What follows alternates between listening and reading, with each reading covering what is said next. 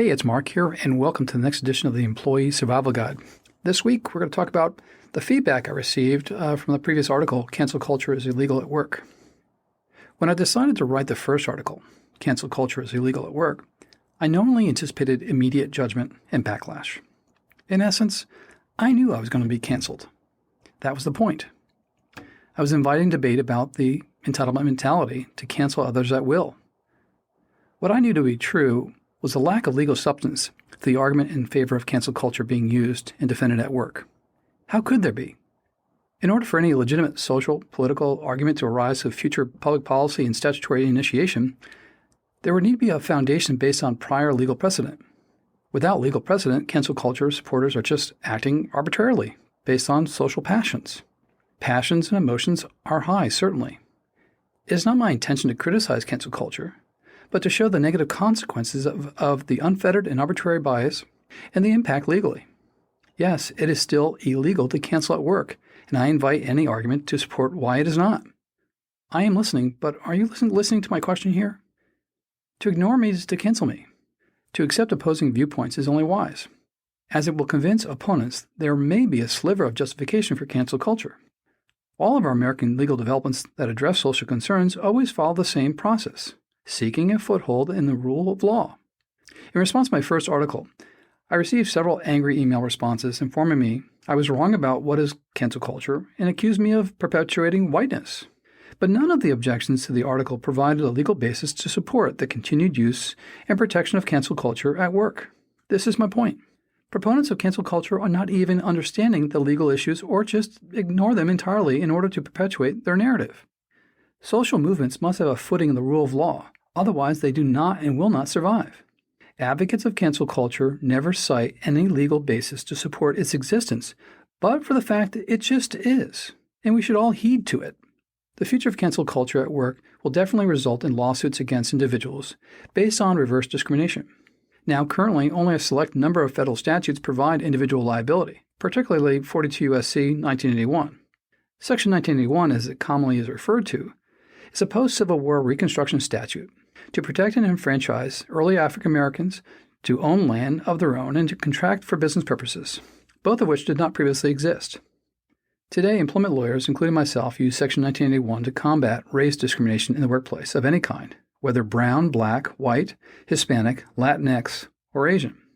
Congress and the courts have never specified which race was protected by the statute. Actually, the word race was never mentioned in the statutory wording, although it did set the standard to measure against it, quote, as is enjoyed by white citizens, end quote. 42 U.S.C. Section 1981 states specifically, Part A, all persons within jurisdiction of the United States shall have the same right in every state and territory to make and enforce contracts, to sue, be parties, give evidence, and to the full and equal benefit of all laws and proceedings for the security of persons and property, as is enjoyed by white citizens, and shall be subject to like punishment, pains, penalties, taxes, licenses, exactions of every kind, and to no other. That's a lot.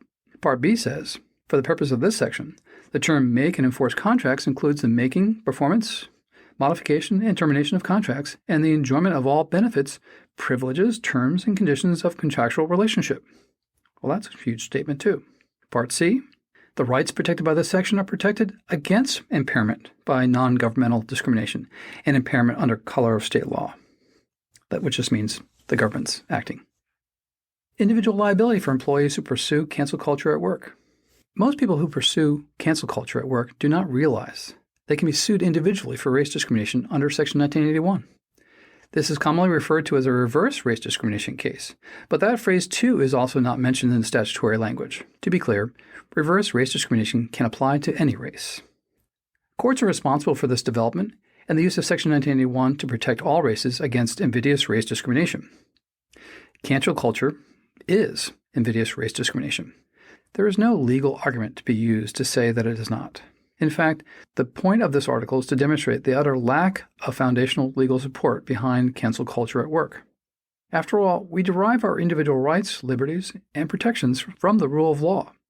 In order for cancel culture to rise to its assumed zenith, it must first ground itself in the rule of law. What do I mean by this? Let's assume a cancel culture event occurred at work, an employee perpetuating the cancel that canceling seeks to vindicate his legal right, not social right, to cancel another employee. The employee must assert legal standing to do so. Standing is a legal term that defines the right or opportunity to contest a legal interest. Where is the standing to cancel another employee at work? I've yet to hear any cogent argument to support cancel culture standing in the legal, not social context. There are none. Cancel culture at work is illegal. I predict cancel culture will not survive because it's legally flawed. If you would like more information about this or share your response to this article, let us know. Contact Carey & Associates PC. Thank you and have a great week.